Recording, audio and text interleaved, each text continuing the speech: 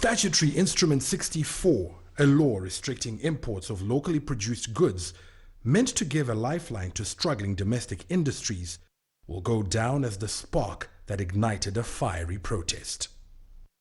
Thousands of cross-border traders besieged the Beitbridge border and brought business to a halt on Friday morning. The protests escalated later in the day, leading to the burning of a Zimbabwe Revenue Authority warehouse.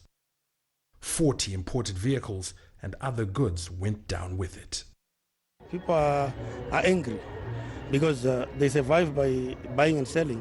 And once you say there's no more buying and selling of these products, then automatically there's too much anger in people. The army was called in to quell the violence. It's maintained a heavy presence today as the border reopened. The fallout from the violence hasn't been restricted to Beitbridge. This is the main terminal for buses to and from South Africa, where operators are saying they've registered some cancellations. The impact of the day-long shutdown is likely to be felt even further away. Beitbridge is the busiest inland border post in the region and a road gateway from the port of Durban into Zambia, Malawi and the DRC. Meanwhile, despite the ferocity of their protests, cross-border traders resolved at a meeting on Saturday to engage government for a reprieve on the restrictions.